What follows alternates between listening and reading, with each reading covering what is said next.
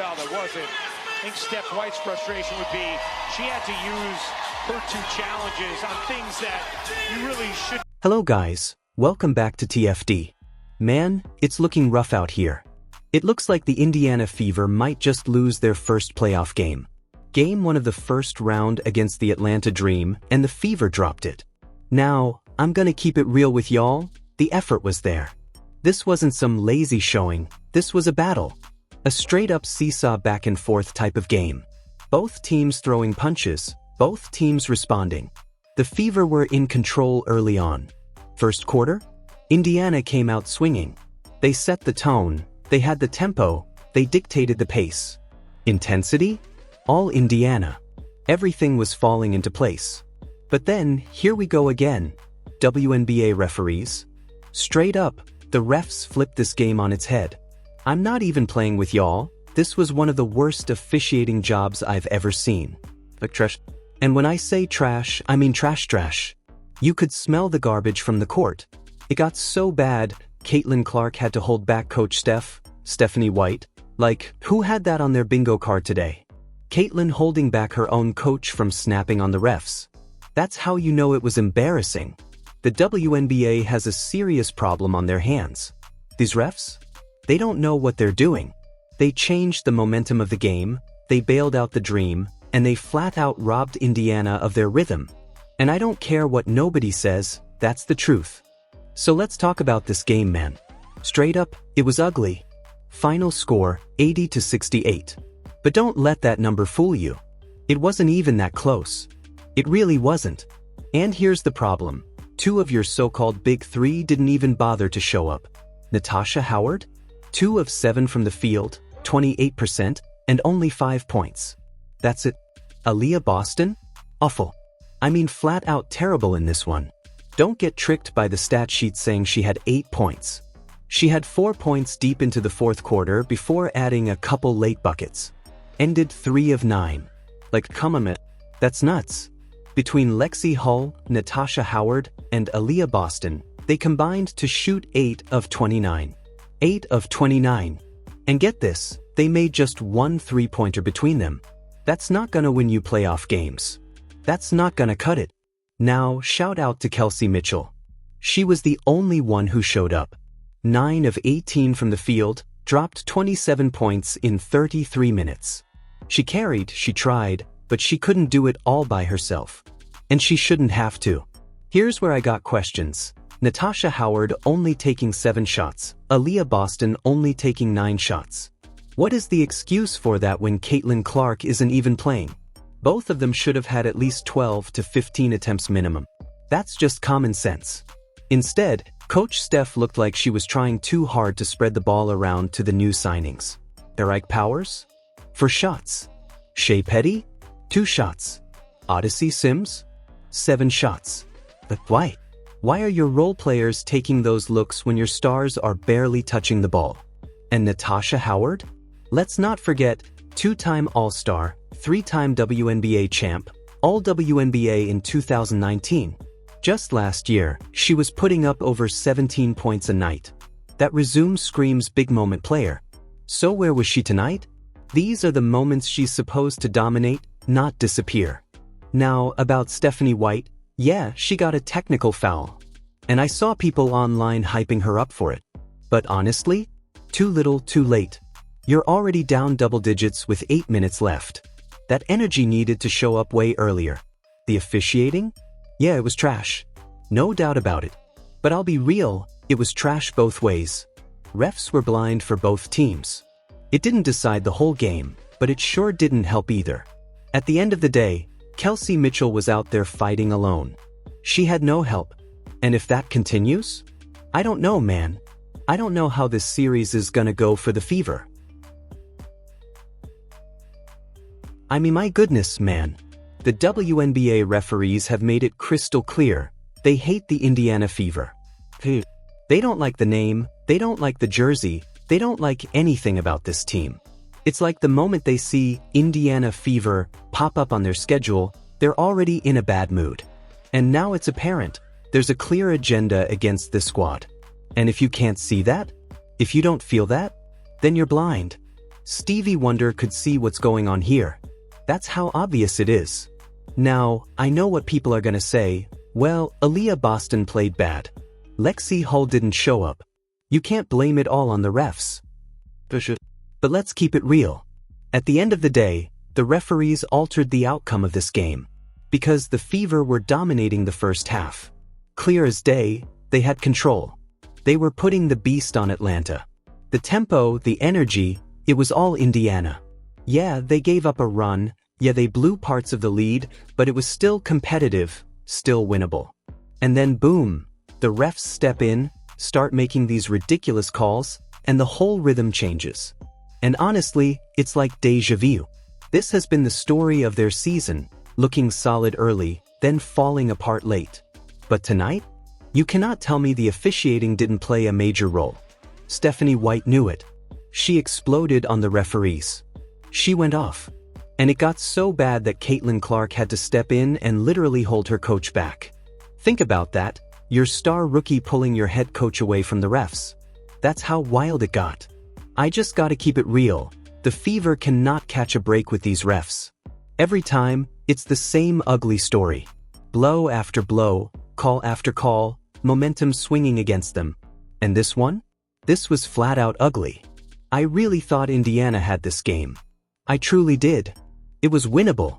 The first half was back and forth, competitive basketball. But by the end, man, it just slipped away. And a big piece of that puzzle was the officiating. So yeah, we're gonna dive into this. Let's check out what everybody's saying on X, see the reactions because right now, I'm lost for words. Take a look at this, y'all. This was before the game even started. Look at that list of players who were out. I mean, come on, this is basically a whole team sitting on the sideline. You could run a lineup with just the scratches tonight. And then, out of nowhere, Dantas is ruled out with a concussion. Like, hold up. Where did that even come from? When did she even get a concussion? No report, no nothing, it's just, boom, concussion, she's out. That makes no sense to me at all. And while we're on the subject, take a look behind the bench. All those white seats back there? Yeah, we'll get to that in just a second, because I can't wait to see what kind of spin the league is gonna try to put on this. But just look at the names, man. Caitlin Clark, Sophie Cunningham, Chloe Bibby, Sydney Colson, Damiris Dantas with that mysterious concussion, Ari McDonald. Like, that's a serious list. That's not just one or two people missing. That's stars, role players, veterans, all out. It's almost like you gotta double take and ask yourself, is this a playoff game or a preseason scrimmage? Because half the league feels like they're in street clothes right now. So earlier in the day, Sophie Cunningham, yeah, this came straight from her official account. She posts, God is moving and I think everyone can feel a shift. Stay in the word. Be strong and courageous. Remain bold. And then she follows that up with, Happy Sunday and happy playoffs. Like, okay, we see you, Sophie. We're trying out here. We're holding on. She's putting that message out, real motivational vibes, real faith-driven energy. And honestly, you can tell she's locked in mentally, even if she can't be on the court right now. It's that kind of stuff that keeps a team grounded, reminding everybody to stay bold, stay courageous, and keep fighting no matter what the circumstances look like. Yeah, we're trying, Sophie. We're trying. So right here, check this out. This was a whole line of people. Chloe Peterson posted this up, and let me turn that down real quick so y'all can see. Look at that. A full line, folks. Stretching way back. And get this, it's not even for a Caitlin Clark autograph. Nope. That entire line was for Sophie Cunningham. Right there. The newest member of the Missouri Tigers Hall of Fame. I keep saying it, Sophie is unbelievably popular. People don't realize it until they see moments like this. She's got a fan base that rides hard for her. Honestly, I'd love to see the analytics, like where she actually ranks among the most followed, most searched, and most engaged players in the league. Because I promise you, Sophie Cunningham is right up there with the biggest names in the WNBA when it comes to popularity. So, I would assume Dantas is gonna be back for the next game. She's out with a concussion, but honestly, who really knows? I was asking around today, like, when did this concussion even happen? Because in the NFL, they'll tell you, Oh, he got a concussion on a hit in the second quarter from so-and-so. They'll break it down for you. But here in the WNBA? Not even close. It's like a complete guessing game. 1 minute she's fine, next minute she's on the injury list with a concussion. And I'm just sitting here like, wait, how did she even get a concussion again? But you know what? Forget about it. That's just how this league handles injuries. Real vague, real confusing. Now here we are. The Fever are down 0-1. And with this being a best of 3, the next game is a straight-up must-win. No excuses. If they don't take that one, the season is over just like that. Let me know what you think, guys. Because I'm telling you right now, TFD is still alive, but it's hanging on by a thread. Make sure you like, comment, subscribe, share the channel, keep the conversation going. And let's call it what it is. These refs? Flat-out choke job. Stephanie White did not bite her tongue when it came to the WNBA referees. She let it be known, straight up, that the officiating sabotaged this basketball team. And honestly, she's not wrong. The way those refs handled the first half completely sucked the life out of the Fever. You could see it. The momentum shifted, the energy dropped, and from that point on, Indiana just never looked the same. Let's keep it real, bro. It was an ugly outing for the Fever. They just didn't look good moving forward after those calls. And now, the series shifts back to Indiana on Tuesday. That's the next one, Tuesday. Hopefully, they can regroup, play their game, and put out a better performance because right now, it's looking rough. But let's not sugarcoat it. At this point, it's obvious. The WNBA referees have it out for the Fever. Now, I know officiating has been bad all across the league this season, but with Indiana, it feels different. It feels intentional. Every time it's a Fever game, the refs make it their business to alter the outcome. And me personally, I think this goes back to Caitlin Clark. Ever since she entered the league, the Fever became the talk of the W. The buzz, the attention, the headlines, all of it. And it really feels like the refs do not want that spotlight on Indiana. They don't want the Fever being the story. So what do? They call these games in a way that kills the momentum, kills the attention, and changes everything. Stephanie White said as much in the press conference. She spoke the truth, she exposed it. And yet, let's be real, she's probably gonna get fined for it. But you know what? Sometimes you gotta get that fine to stand up for your team. Alright, let's roll the footage. Coach, you got off to a really hot start and led for the most of the first half. What was working early for such success in the first half? I think our defense was disruptive. We made them take tough shots, and offensively, we were able to get the ball moving. We were able to, play on both sides of the floor, get some higher percentage looks, get out in transition. Thank you. Manuel Glad, the Crush Sports Talk. This question is for Lexi. Talk about the physicality of this game and being able, knowing it's the playoff playing in such a physical game like today. Yeah, I think we knew coming in it's playoffs, it's going to be physical, and we're going to have to learn how to play with that, especially this team is inherently a physical team. So for us, knowing that's the case and being able to respond, I think there's things that we're able to watch and film on how to handle that better, not letting the refs determine, how that physically is impacting us, but just continuing to play through that. It's definitely something we're going to have to work on and watch film and get better at, but that's part of playoffs, and that's part of the thing that we're going to have to get better at moving forward in the series. This is Megan Hall with USA Today. The question is for Kelsey. Kelsey, what did Atlanta do today defensively that kind of disrupted what you guys plan to do on the court? I think we shot ourselves in the foot to start things. We didn't give ourselves a chance defensively sometimes to be able to get what we want. I think, not being able to capitalize on things that make us great, turning the ball over. We shot ourselves in the foot a lot in a lot of different areas that impact being able to make plays and do what you want to do on the offensive end. So I think that once we stop doing that, we give ourselves more of a chance to kind of be who we are offensively. And you guys get to see us at our best when we get to pick apart the stuff that we can control. I think the turnovers, 50-50 balls, all that kind of stuff that kind of impact the game in small ways that a lot of people like you guys don't want to talk about. It impact the game hugely. And when you don't do those things, it kind of, you lose. So. Steph, kind of similar question, but what did you think was the biggest downfall in the second and fourth quarter for you guys? the fouls.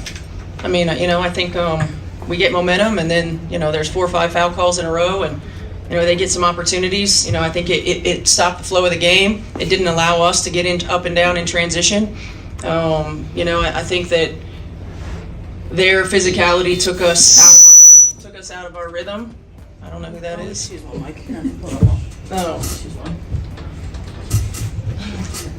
took us out of our rhythm sometimes. The ball didn't move quite as much. But the games are at this time of the year especially, but mostly all the time, it's the margins. 18 second chance points.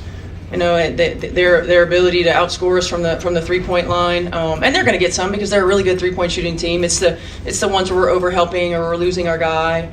We're in rotation when we don't need to be. We're not closed up. We're not aggressive in our switches. All of those things. They're fast. They're long. They make you work throughout entire possessions. Offensive rebounds that we gave up at end of clocks, or when we played really good defense. So it's a lot of little things. I like where we are. I'm proud of our group for continuing to fight, and we're going to be better on Tuesday. Yeah, just talking about the fouls, obviously you had used both your challenges in the first half, and it seemed like the tensions boiled over in the fourth with those technical fouls. Just how frustrating was that today? It's very frustrating. Very frustrating. Nobody likes to use their challenges in the first half, especially when they're successful. And look, it is what it is. This is not anything that's new. I think how we adjust, how we use it to our advantage on one end and try to be disciplined enough to not on the other end. It's an equal chess match as it is for playing an opponent, right? So, I think that's just an area that we're going to have to dive into, how we get an advantage.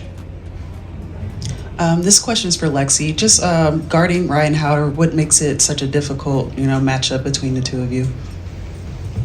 Yeah, I mean, she's a great player. She's long, she's athletic, she's physical. She can score at every level. So, I mean, it's a challenge. You have to be locked in the entire possession because she's continuing to move. And I think she also does, a great job using ball screens, using off-ball screens. She's a good player, and there's a reason, she's as good as she is. And it's exciting for me to get to compete against her, and I love the challenge. And I think our team does a great job at not guarding her just one person, but having each other's back and guarding her with 5 people, guarding all of their players with 5 people. But yeah, she's a great player, so I'm excited to play against her again. Kelsey, what has to change between now and game time on Tuesday for y'all to come out with a victory? I think at the point of attack, defensively and offensively, we gotta be the one to punch first. Literally, you gotta be the one to throw a couple punches first. When it comes to making an impact on a game, you can't allow them to do it for you. I think you give yourself an edge here as a home team. So when they punched us hard. And so we have to do the same thing vice versa in order to get our momentum and get our rhythm running fast and off the ground early. We got to be early in our communication on defense. And I think we're going to have to compete. It's going to be a gut check win if we want to win. You're going to check your gut every possession. I think it's just about, it sounds crazy, but who got it more? Who's going to dig deeper? Who's going to take the extra punch, the extra step, the extra 50-50, the extra everything is important going to Tuesday. Kelsey, given the playoff format change, you guys being able to actually host a postseason game for the first time in your career in Indiana, how much do you expect that to help you guys, to give you momentum, and how just personally excited are you for that? Personally excited. I'll let you know when I get there. But I think it gives ourselves a chance to stay in a hunt of things we really trying to figure out, a way to come back here whenever we play. We would like to play again. So you're gonna have to take the necessary steps to be at your best. But I would like to think that being back at home can kind of give us a sense of comfort. So hopefully we can use it for what it's worth and not take it for granted. Steph, you talked a lot about the inside play. Early on, you guys had success until those kind of disruptions. Did you like what you were able to do early on, and what corrections do you need to see from the inside presence as they come big after big?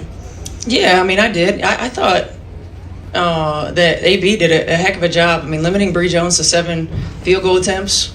I thought she did a really good job. We were making it difficult. It's because of the way that you have to guard all 5 positions, and because of the way that they space the floor and move, it makes it tough. You know, there are certain things that you have to live with, and you just want to try to make it as difficult as possible. You know, and we just, it's going to be an interior presence. We got to limit the threes, which I thought for the most part we did. We just didn't do a good enough job of you know, countering with making some. And we got to limit the free throw line, you know, too. And in doing so, that allows us to play in rhythm and play in flow. It was just too choppy in the second half. How do you help try to generate some offense? I know Boston getting in foul trouble, obviously being the hub, changed a lot. But how about offensively in that second half? Yeah, I thought we got a little stagnant. You know, we held the ball a little bit too much, didn't get it moving side to side, get to multiple actions. You know, we got a little tunnel vision on trying to get it on the first or second look. And they're a really good defensive team. That's not going to happen. And if it does, it's because of a breakdown, right? So I think we've got to really hone in on consistently for 40 minutes, getting that ball moving side to side, inline to inline, in the quarter court, getting them in rotation. And then we got to take our open shots. Whether we're making shots or missing shots, we got to take them. We can't get hesitant. And you know, I thought we did a little bit at times.